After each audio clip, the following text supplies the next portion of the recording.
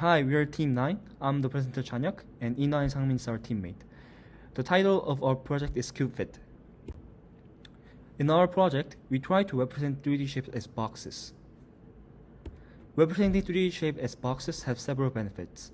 The first one is it has compact representation compared to other 3D representations. Also, having them, we can easily get the 3D segmentation. It also has many good applications like ray tracing, fast geometric queries, and intersection tests. This is one of the neural network-based learning approaches that try to solve the similar problem. It first defined joint loss from predicted cuboids and segmentation, and it optimized them using backpropagation. However, it has several problems.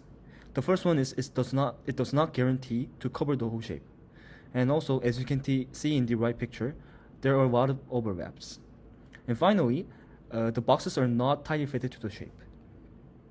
One of the similar works is using energy minimization method. It defines energy-based loss and optimizes the criteria greatly. This method also has some problems.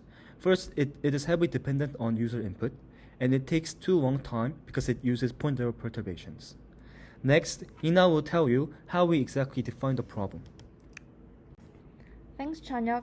Our goal is to bind 3D shapes tight with boxes by optimizing two geometric criteria.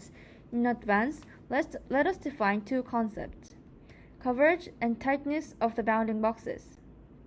We define COV and BVS for this concept. Coverage is defined by whether the boxes cover the entire target shape.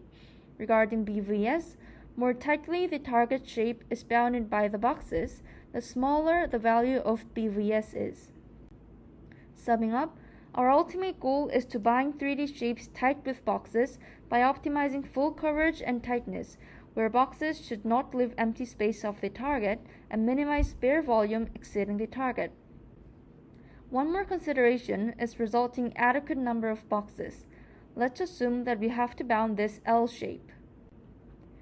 One solution is using two boxes like this, and you can also bound the shape by splitting the two boxes into multiple boxes. However, do you think it's efficient or even necessary to increase the bounding box set like this? We do not prefer meaningless increase of box set.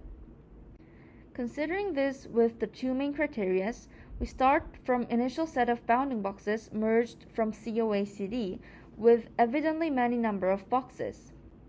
It also doesn't satisfy our geometric criteria of full coverage and tightness.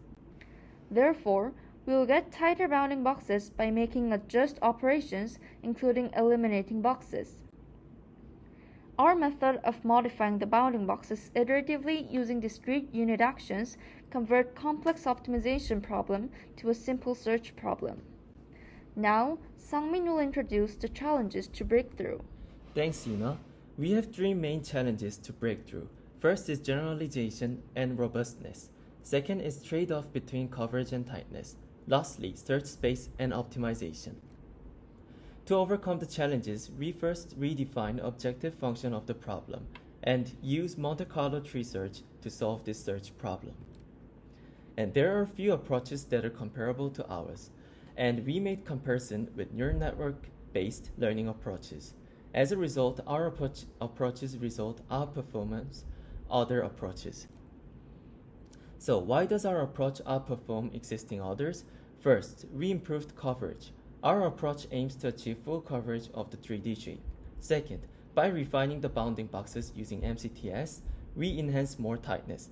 Third, guided by geometric criteria and MCTS, it is more aligned with human perception. Lastly, our method is generalized more for unseen examples. Now, we'll define state of our problem. At time step t, assume there are n boxes. We define our state as two diagonal points of the cuboid at each end, and a rotational matrix R. Then we should define the action. We can add or subtract each component of the coordinates of 2 points. Also, we can change the rotation matrix correctly. So total 13 actions possible for each state. If one of the coordinates of the left vertex becomes bigger than the right vertex, we treat the bounding box as deleted. Lastly, this is how we defined our objective function. At the beginning, we used hard constraint, but to be more generous to the coverage, we redefined the soft constraint objective function. As you can see, this is the reward. As aforementioned, the core of our approach is Monte Carlo tree search.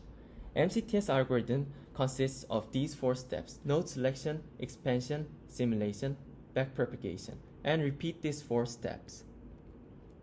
These are some of our results of bounding boxes of chairs and tables.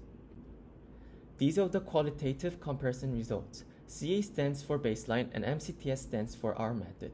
You can see our method outperforms others. These are our evaluation metrics. Applying our evaluation metrics, ours outperforms others in quantitative comparison.